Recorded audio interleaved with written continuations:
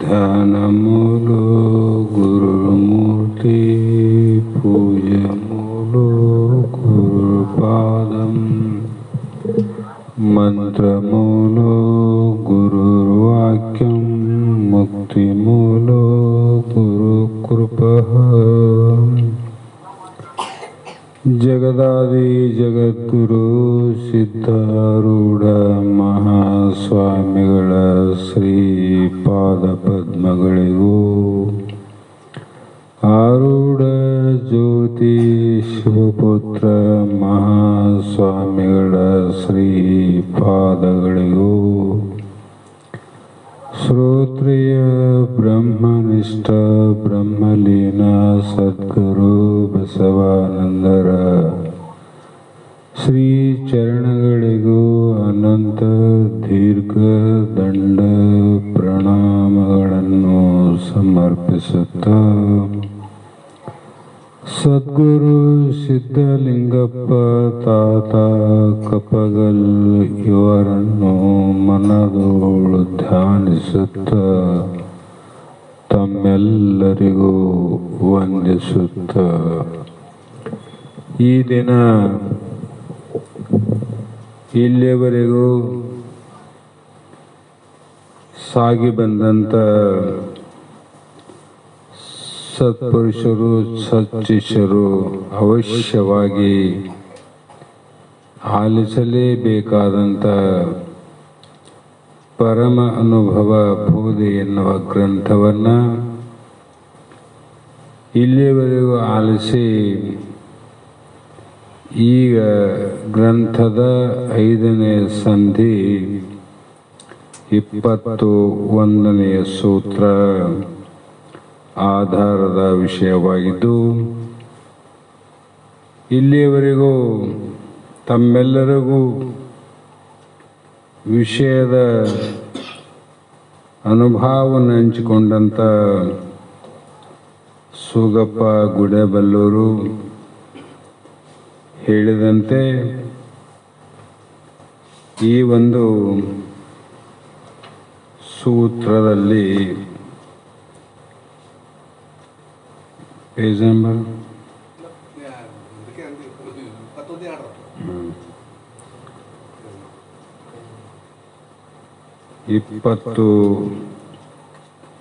21ನೇ ಸೂತ್ರ ಮಹಾತ್ಮರು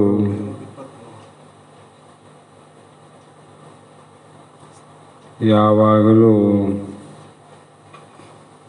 ಈ ಒಂದು 5 ಯೋಗಗಳನ್ನ ನಿನ್ನೆ ದಿನ ಹೇಳಿ ಯಾವುದನ್ನು ಯಾವ ರೀತಿ ಮಾಡಿದರೆ ಅದಕ್ಕೆ ಹಠಯೋಗ, ಲಯಯೋಗ, ಮಂತ್ರಯೋಗ, ಶಿವಯೋಗ, ರಾಜಯೋಗ ಅಂತ ಹೇಳಿದರು. ಆದರೂ ಕೂಡ ಈ ಯೋಗಗಳನ್ನು ಮಾಡಬೇಕಾದರೆ ತಿಳಿದು ಸಂದೇಶಗಳ ಒಳಗೆ 5 ಕಾಲದೋಳು ಇಳಿಸಿ ಮಾಡ್ಬೋದು ಸಮಾಹಿತೇನು ಅಂತ ನಮ್ಮೆಲ್ಲರಿಗೂ ತಿಳಿಸಿ ಹೇಳ್ತಾರೆ. ಕಾರಣ ಇದನ್ನು ಮೊದಲು ತಿಳಿದು ಗುರುಮುಖದಿಂದ ತಿಳ್ಕೋಬೇಕು. ಮಂತ್ರಯೋಗ ಹೇಗೆ, ಶಿವಯೋಗ ಹೇಗೆ, ಹಠಯೋಗ ಹೇಗೆ, ಯಾವ ಕಾಲದಲ್ಲಿ ಮಾಡಬೇಕು, ಬೆಳಗ್ಗೆ ಮಾಡಬೇಕು, ರಾತ್ರಿ ಮಾಡಬೇಕು, ಉದಯ ಕಾಲದಲ್ಲಿ ಮಾಡಬೇಕು, ಸಾಯಂಕಾಲ ಮಾಡಬೇಕು, ಇನ್ನು ಅಮಾಸೆ ಹುಣ್ಣಿಮೆಗೆ ಮಾಡಬೇಕು, ಅಥವಾ ಇದನ್ನು ಮನೆಯಲ್ಲಿ ಮಾಡಬೇಕು, ಅಥವಾ ಮಸೀದಿಯಲ್ಲಿ ಮಾಡಬೇಕು, ಅಥವಾ ನಿರ್ಜನವಾದ ಪ್ರದೇಶದಲ್ಲಿ ಮಾಡಬೇಕು, ಅಥವಾ ಗದ್ದಲದಲ್ಲಿ ಮಾಡಬೇಕು. ಮಾಡಂತ ಹೇಳಿದರೆ ಎಲ್ಲಿ ಮಾಡಬೇಕಂತ ಒಂದು ನೇಮ ಇಲ್ಲೇನು? ಅದಕ್ಕಾಗಿ ಆ ಎಲ್ಲ ನಿಯಮಗಳನ್ನು ಮೊದಲು ತಿಳಿ. ಹೆಂಗೆ ತಿಳಿತಿದ್ದಿ? ತಿಳಿದವ್ರ ಜೊತೆ ಸಂಘವನ್ನು ಮಾಡಿ ತಿಳಿ. ತಿಳಿದವ್ರು ಯಾರಲ್ಲ, ಅಂಥ ಗುರು ಮತ್ತು ಶ್ರುತಿಯುಕ್ತಿಗಳಿಂದ ಕೂಡಿದಂಥ ಮಹಾತ್ಮರಿಂದ ತಿಳಿದು ನೀನು ಒಳ್ಳೆಯ ದೇಶ ಕಾಲ ಅಂಥ ಸಮಯದಲ್ಲೇ ಮಾಡಬೇಕು ವಿನಃ ಕಷ್ಟ ಬಂದಾಗ ಯೋಗ ಮಾಡೋದಲ್ಲ, ದುಃಖ ಬಂದಾಗ ಯೋಗ ಮಾಡೋದಲ್ಲ. ಇದು ಸಂತೋಷ ಕಾಲದಲ್ಲೇ ಮಾಡುವಂಥ ಯೋಗ ಅಂದರು. ಅದು ಎಲ್ಲಿ ಮಾಡಬೇಕ್ರಿ ಅಂದ್ರೆ ಮುಂದೆ ಹೇಳ್ತಾರೆ. ಕಮಲಾಕ್ಷಿ ದೇಶ ನಿಯಮನ ಆ ಕಾಲ ನಿಯಮನ ಆ ಯೋಗಿಯೇ ವಿಧಿಯಿಂದೆ ವಿಮಲ ಸಮಾಧಿ ಸುಸ್ಥಿತಿಗೆ ಕಾರಣವಾಗಿ ಕ್ರಮದಿಂದೇ ಪೇಳುವನು ನೀರೇ ಅಂದರು. ಮೈತ್ರಾದೇವಿ, ಕಮಲಾಕ್ಷಿ ಅಂದರೆ ಕಮಲದಂಥ ಕಣ್ಣುಳ್ಳವಳೆ. ದೇಶ ನಿಯಮವನು ಅಂದರೆ ಯೋಗಿಯಾದವನು ದೇಶ ಮತ್ತು ಕಾಲ ನಿಯಮವನ್ನು ಅವಶ್ಯವಾಗಿ ಪಾಲಿಸಬೇಕು. ದೇಶ ಅಂದರೆ ಜಾಗ ಅಂತ, ಕಾಲ ಅಂದರೆ ಸಮಯ. ಏನು ಪಾಲನೆ ಮಾಡದಿದ್ದರೂ ಕೂಡ ಇವನು ಮಾತ್ರ ಪಂಚಯೋಗದಲ್ಲಿ ಕೂಡಿದವನು ಇವೆರಡನ್ನು ಅವಶ್ಯವಾಗಿ ಪಾಲನೆ ಮಾಡಲೇಬೇಕು. ಯಾಕೆಂದರೆ ಅವು ಸಮಾಧಿಯ ಸ್ಥಿತಿಗೆ ಯೋಗ್ಯ ಕಾರಣ.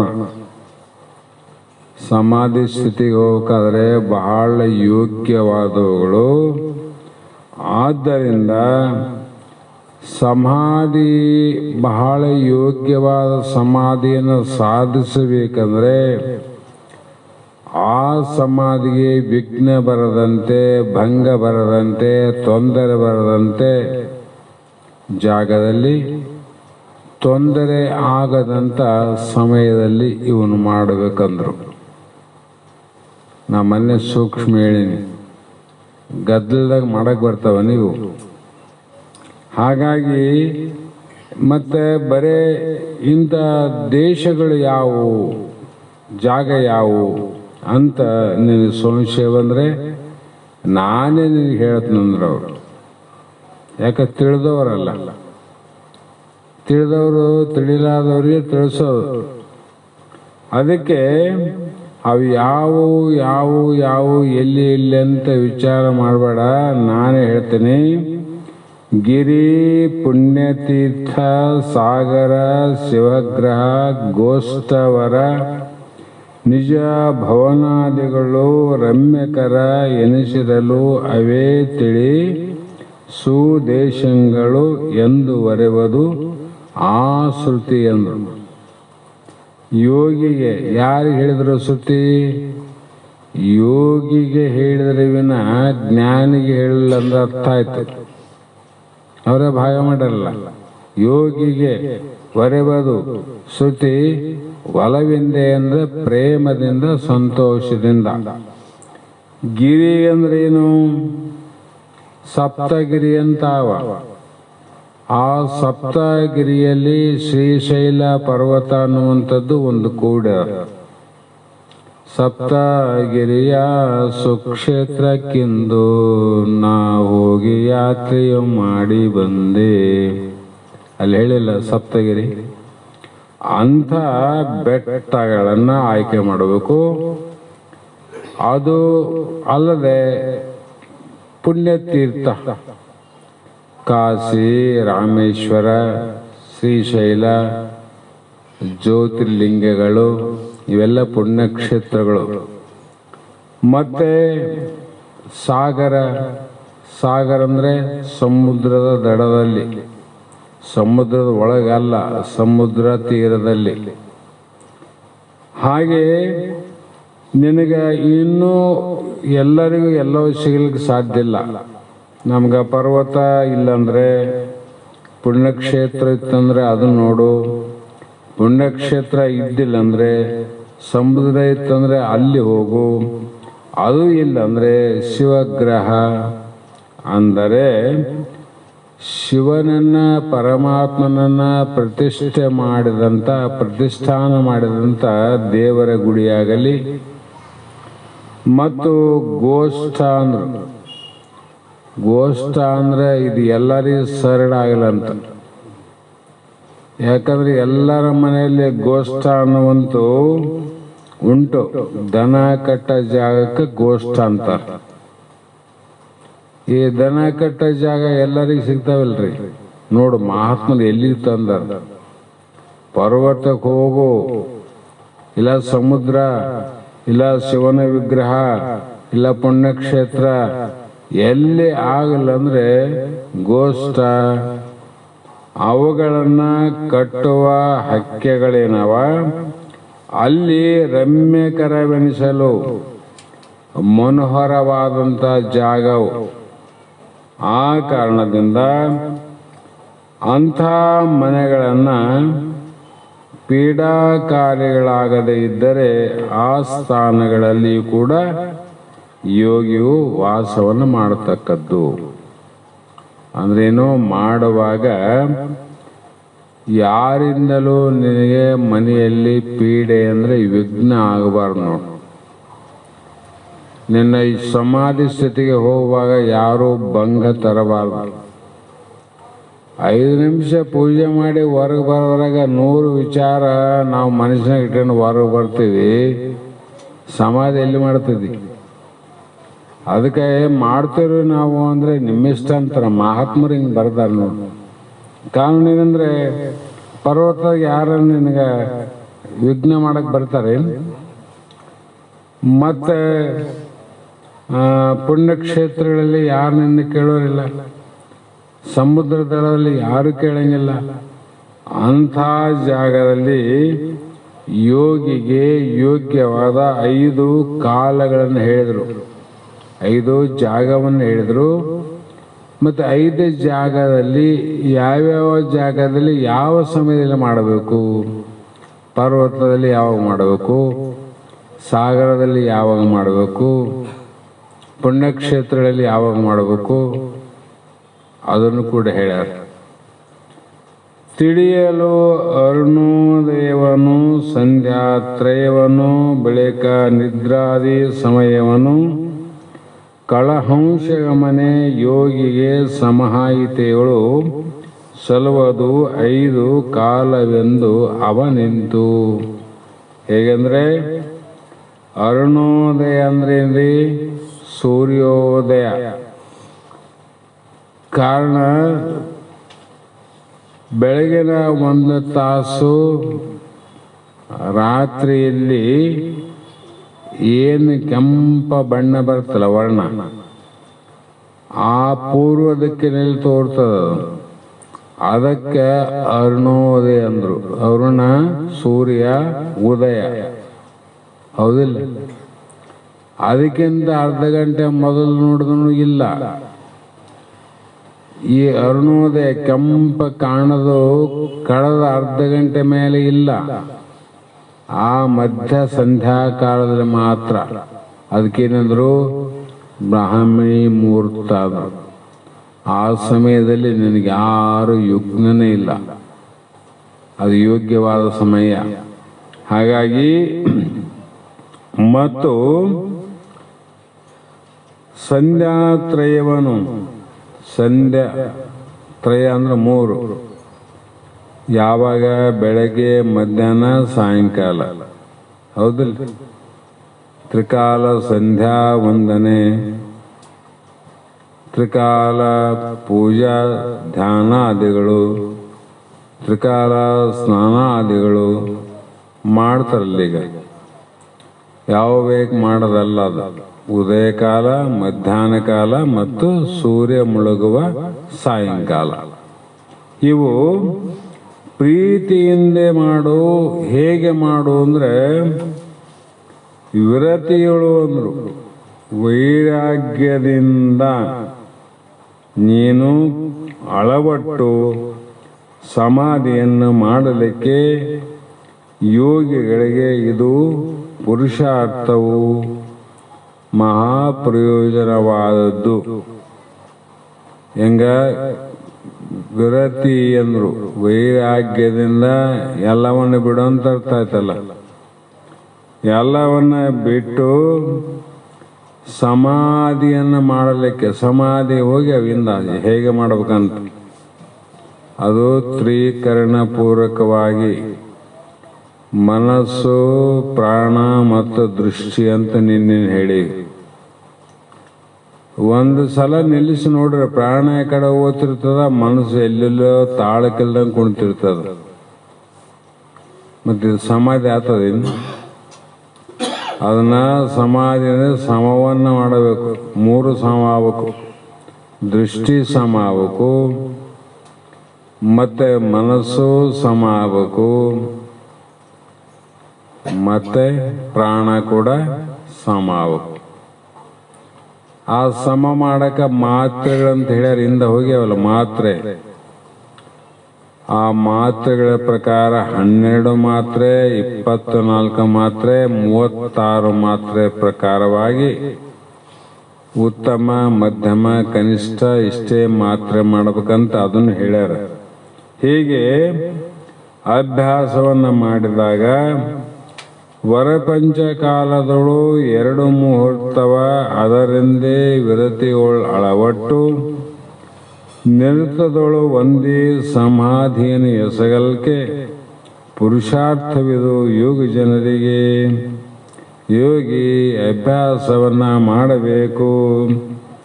ಯಾಗೆ ಮಾಡಬೇಕಂದ್ರೆ ಈ ಪ್ರಕಾರ ಮುಹೂರ್ತವನ್ನು ಆಗಿಟ್ಟುಕೊಂಡು ನಿರತದೊಳು ಒಂದೇ ವೈರಾಗ್ಯದಿಂದ ಕೂಡಿ. ವೈರಾಗ್ಯ ಅನ್ನೋದು ಬಹಳ ಮುಖ್ಯ ಆದದ್ದು. ಅದಕ್ಕೆ ಮಹಾತ್ಮರು ವಿರತಿ ಬಲೆಯಿರಬೇಕು, ಮಾತಿನ ಹರಿಯ ಬಿಟ್ಟಿರಬೇಕು, ಬಹು ಏಕಾಂತದೊಳಿರಬೇಕು. ಯಾಕೆ ಹೇಳಿರೆವು? ಅನೇಕ ಜಾಗದಲ್ಲಿ ಅನೇಕ ಸಮಯದಲ್ಲಿ ಇವು ಮಾಡಕ್ಕೆ ಬರಂಗಿಲ್ಲ. ಇವು ತನ್ನದೇ ಆದ ಸಮಯಗಳಲ್ಲಿ ತಾನು ಎಲ್ಲವನ್ನ ಬಿಟ್ಟು ಆ ಸಮಾಧಿ ಸ್ಥಿತಿ ಅಭ್ಯಾಸವನ್ನ ಮಾಡೋದು ಪ್ರಯೋಜನ ಆದಂದ್ರೆ ಅವರು ಪ್ರಯೋಜನ ಆಗ್ತದ. ಯಾವುದಕ್ಕೆ ಪ್ರಯೋಜನ? ನಿನಗ ಮೋಕ್ಷ ಸಾಧನೆಗೆ ಇವು ಪ್ರಯೋಜನ ಆಗ್ತಾವ, ಸಹಾಯ ಮಾಡ್ತದ. ಕಾರಣ ಈ 3 ಪ್ರಕಾರದ ಅಧಿಕಾರಿಗಳು ಇರುವ ಕಾರಣ 3 ರೀತಿಯ ಮಾತ್ರೆಗಳನ್ನು ಹೇಳ್ಯಾರ. ಇಂತು ಸಮಯ 5ರಳು ಸಮಾಧಿಗಳು ಓರಂತೆ ಮಾಳ್ಪ ಅಧಿಕಾರಿ ಜನರಿಗೆ ಮುಂತೆ ಮೂದರನಾಗಿ ತೋರುವ ಸೂಚನೆ ಅಂತವನು ಒರೆವನು ಆಲಿಸು ನೀರೇ. ಈ ಪ್ರಕಾರ 5 ಕಾಲದಲ್ಲಿ ಯೋಗಿ ಅಭ್ಯಾಸ ಮಾಡಬೇಕು. ಸಮಯ 5ರಳು 5 ಕಾಲ. ಸಮಾಧಿಯನ್ನು ಓರಂತೆ ಸಮಾಧಿಗಳನ್ನು ಚೆನ್ನಾಗಿ ಮಾಡುವ ಅಧಿಕಾರಿ ಜನರಿಗೆ. ಅವರಲ್ಲ, ಮೋಕ್ಷಕ್ಕೆ ಅಧಿಕಾರಿಗಳಾರ, ಯೋಗಕ್ಕೂ ಅಧಿಕಾರಿಗಳಾರ, ಕರ್ಮಕ್ಕೂ ಅಧಿಕಾರಿಗಳಾರ, ಭಕ್ತಿಗೂ ಅಧಿಕಾರಿಗಳಾರ, ಯುಕ್ತಿಗೂ ಅಧಿಕಾರಿಗಳಾರ, ಪಾಪಕ್ಕೂ ಅಧಿಕಾರಿಗಳಾರ, ಪುಣ್ಯಕ್ಕೂ ಅಧಿಕಾರಿಗಳಾರ. ಒಂದೇ ಪ್ರಕಾರ ಇಲ್ಲ ಜಗತ್ತು. ಅದಕ್ಕೆ ಈಗ ನಾ ಹೇಳುವ ಸೂಚನೆಯನ್ನ ತಿಳಿದು ಮಾಡೋಂತ 3 ಪ್ರಕಾರ: ತಮೋಗುಣ, ರಜೋಗುಣ, ಸತ್ವಗುಣ.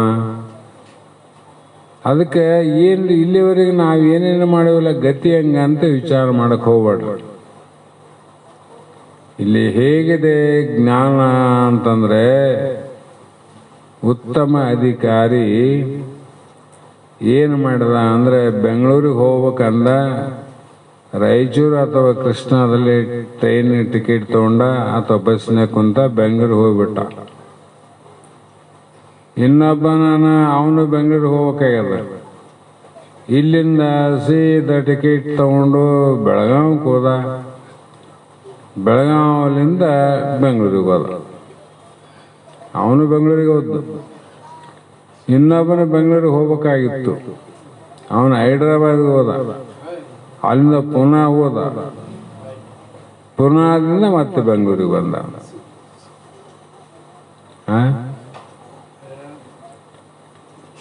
ಈಗ ಏನಂತ ಅರ್ಥ ಮಾಡಬೇಕು? ಯಾವ್ದು ಸುಲಭ ಇದ್ರಾಗ? ರಾಯಚೂರಿಂದ ಬೆಂಗಳೂರಿಗೆ ಹೋದ್ ಸುಲಭಲಪ್ಪ.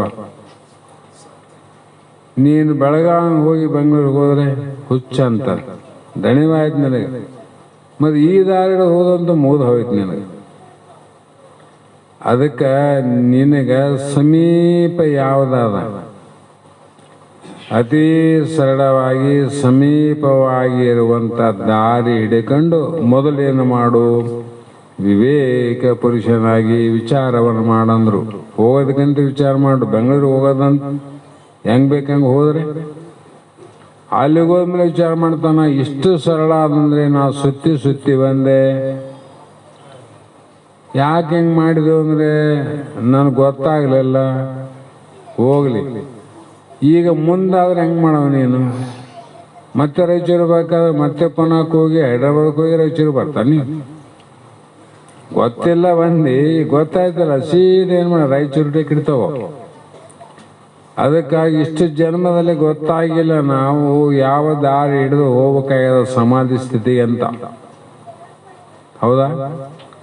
ಅದು ವೇದಾಂತದ ಸದ್ಗುರುಗಳ ಸನ್ನಿಧಿಯಿಂದ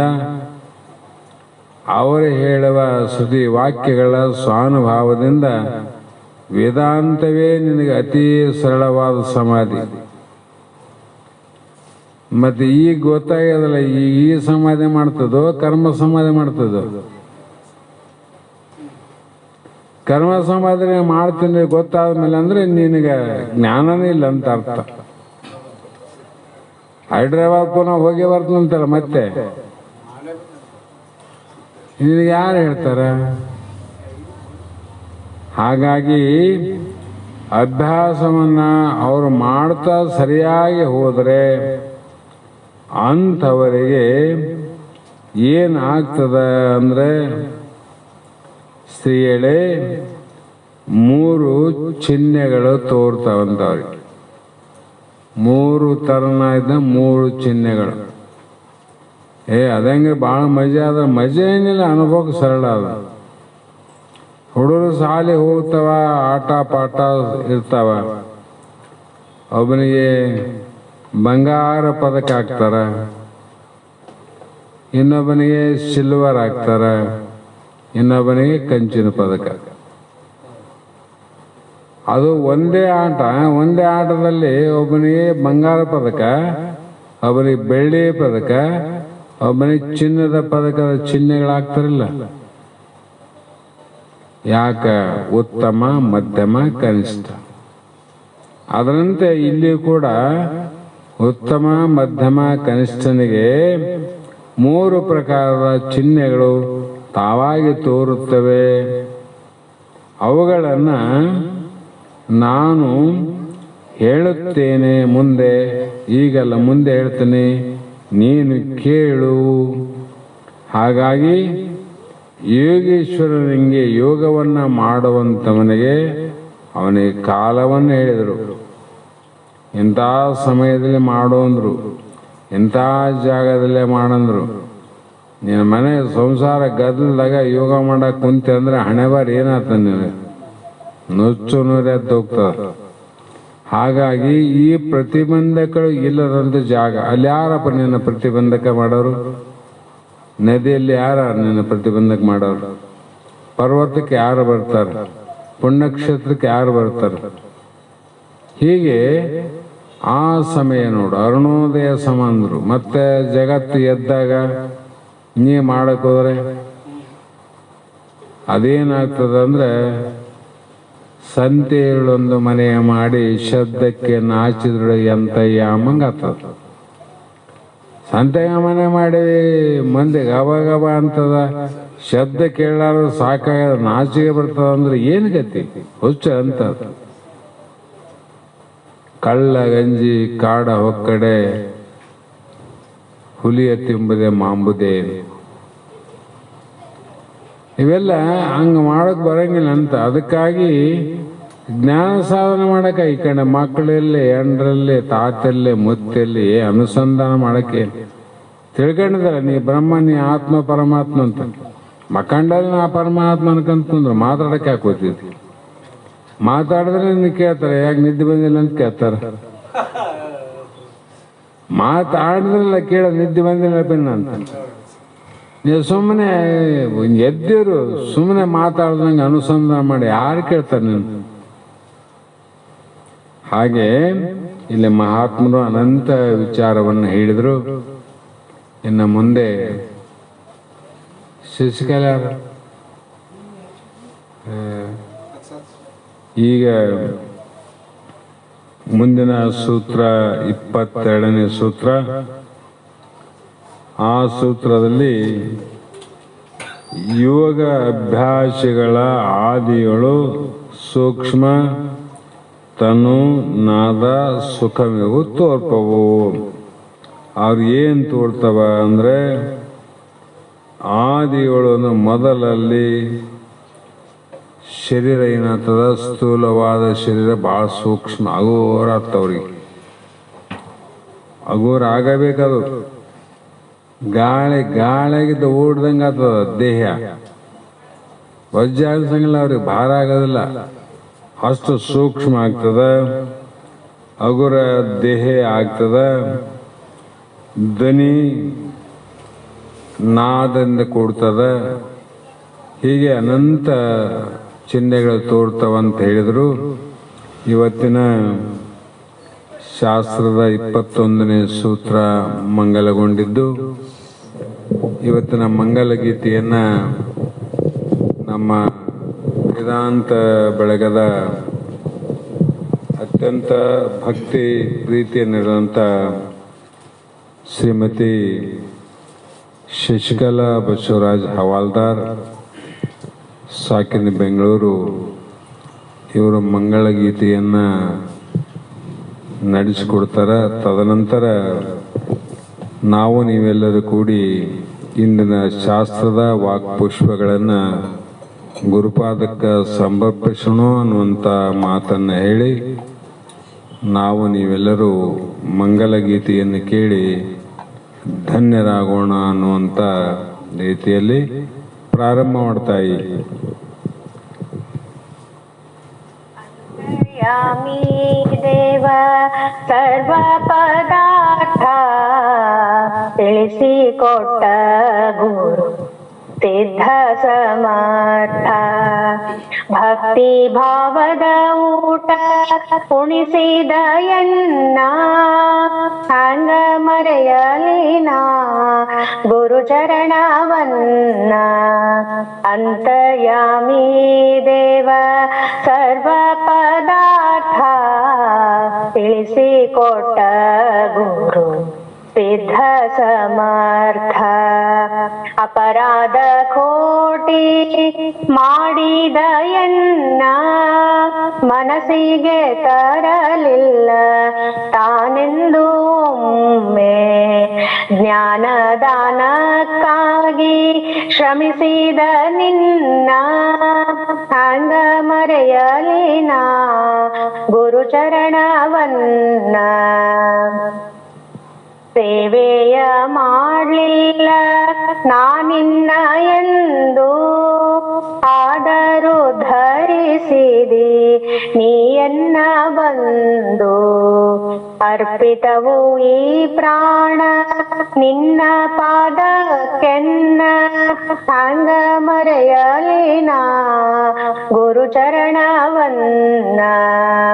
ಅಂತರ್ಯಾಮಿ ದೇವ ಸರ್ವ ಪದಾರ್ಥ ತಿಳಿಸಿಕೊಟ್ಟ ಗುರು ಸಿದ್ಧ ಸಮರ್ಥ.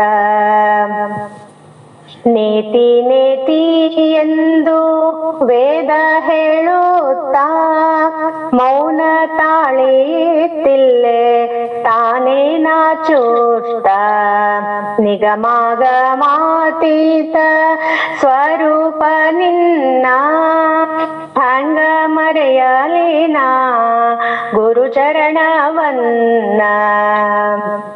ಉಪಕಾರ ಗುರುವಿನದು ತೀರಿಸಲಿ ಹಂಗ ಈ ದೇಹ ಪಾದಕ ನೀವಾಳ ತೆಗೆದಂಗ ಉಪಕಾರ ಗುರುವಿನದು ತೀರಿಸಲಿ ಹಂಗ ಈ ದೇಹ ಪಾದಕ ನೀವಾಳ ತೆಗೆದಂಗ ಬಿದ್ದಿರಲಿ ನಿನ ಮುಂದೆ ಕೈ ಮುಗಿದು ಎನ್ನ ಹಂಗ ಮರೆಯಲಿನ ಗುರು ಚರಣವನ್ನ ಹಂಗ ಮರೆಯಲಿನ ಗುರು ಚರಣವನ್ನ ಅಂತರ್ಯಾಮಿ ದೇವ ಸರ್ವ ಪದಾರ್ಥ ತಿಳಿಸಿಕೊಟ್ಟ ಗುರು ಸಿದ್ಧ ಸಮರ್ಥ ಭಕ್ತಿ ಭಾವದ ಊಟ ಉಣಿಸಿದ ಎನ್ನ ಹಂಗ ಮರೆಯಲಿನ ಗುರು ಚರಣವನ್ನ ಹಂಗ ಮರೆಯಲಿನ ಗುರು ಚರಣವನ್ನ. ಧನ್ಯವಾದಗಳಮ್ಮ. ಸಿದ್ಧಾರೂಢ ಸ್ವಾಮಿ ಶ್ರೀ ಗುರು ಸಿದ್ಧಾರೂಢ ಸತ್ಯ ಸದಾ ಸುಖಧಾಮ ನಿತ್ಯ ಸದಾ ಸುಖಧಾಮ ಭಕ್ತರಿಗತಿ ಪ್ರೇಮ. ಓಂ ಶ್ರೀ ಗುರು ಸಿದ್ಧಾರೂಢ ಚರಣ ಕಮಲ ನಿತ್ಯ ನೆನೆಯುತ್ತ ಸ್ಮರಿಸುವೆ ನಿನ್ನ ನಾಮ. ಕಷ್ಟ ಸದಾ ಪರಿಹರಿಸೋ ಕಷ್ಟ ಸದಾ ಪರಿಹರಿಸೋ ಬಾಲಕನ ನಿನ್ನ. ಓಂ ಶ್ರೀ ಗುರು ಸಿದ್ಧಾರೂಢ ಹರಿಹರ ಬ್ರಹ್ಮ ಸುಸೇವಿತ ಚರಣ ಕಮಲವನ್ನು ಸ್ವಾಮಿ ಚರಣ ಕಮಲವನ್ನು ಬೇಡಿದ ವರಗಳ ನೀಡಿ ಬೇಡಿದ ವರಗಳ ನೀಡಿ ರಕ್ಷಿಸು ನಮಗಿನ್ನು. ಓಂ ಶ್ರೀ ಗುರು ಸಿದ್ಧಾರೂಢ ಜನನ ಮರಣ ಭವ ಫೇರಿಯ ನಾ ತಿರುಗಿ ಬಂದೆ ಫೇರಿಯ ನಾ ತಿರುಗಿ ಕರುಣ ಕಟಾಕ್ಷವ ಬೀರಿ ಕರುಣ ಕಟಾಕ್ಷವ ಬೀರಿ ಹರಿಸೋ ನೀ ಮುದದಿ. ಓಂ ಶ್ರೀ ಗುರು ಸಿದ್ಧಾರೂಢ ಆರತಿ ಬೆಳಗಿರಿ ಮಂಗಲ ಭಕ್ತರೆಲ್ಲ ಕೂಡಿ ನೀವು ಭಕ್ತರೆಲ್ಲ ಕೂಡಿ ನಿಷದಿನ ಪಾಡುತ್ತ ಮಂಗಲ ನಿಷದಿನ ಪಾಡುತ್ತ ಮಂಗಲ ನಿಜ ಮನ ಮಂದಿರದಿ. ಓಂ ಶ್ರೀ ಗುರು ಸಿದ್ಧಾರೂಢ ಓಂ ಶ್ರೀ ಗುರು ಸಿದ್ಧಾರೂಢ ಸ್ವಾಮಿ ಶ್ರೀ ಗುರು ಸಿದ್ಧಾರೂಢ ಸತ್ಯ ಸದಾ ಸುಖಧಾಮ ನಿತ್ಯ ಸದಾ ಸುಖಧಾಮ ಭಕ್ತರಿಗತಿ ಪ್ರೇಮ.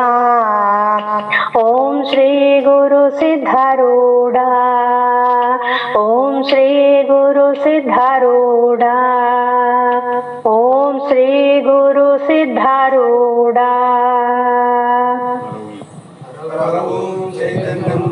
ಧನ್ಯವಾದಗಳಮ್ಮ.